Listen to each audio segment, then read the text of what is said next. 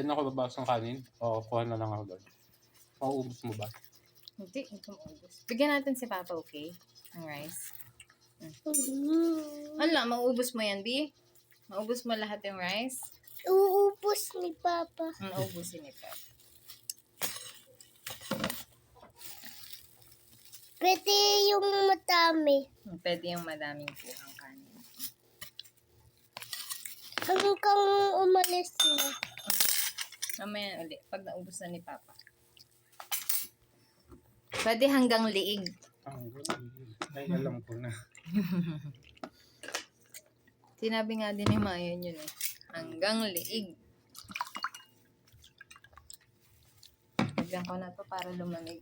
Kapatid na Arlene ay sinusubo. Ha? yung anak. Yung bata. Kain ka rice, anak. Ito pa, oh. Kasi kinukuhanan mo. Hindi ah. Bibigay ko nga sa'yo. Kaya yun. Kain ka rice. Parami ako na matamis na ilo ko.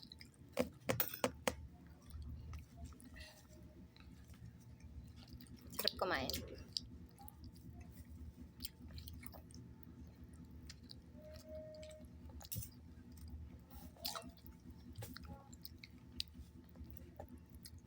Kanin anak. Kinukuhanan mo naman.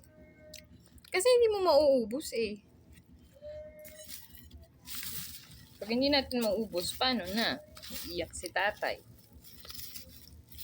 Sabi, sinasayang nyo. You didn't love me. Sabi ni tatay, you didn't love me. Nya. Love mo ba si tatay? Mag-raise ka para love-love mo si tatay, di ba? Love mo ba si tatay, anak? Hindi ata. Hindi niya ata love si tatay.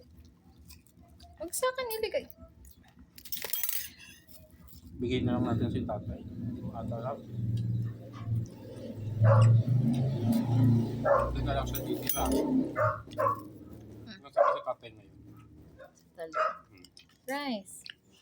Ay, hindi pwedeng walang rice. Ang lamig eh. Malamig yung rice. Gusto mo mainit.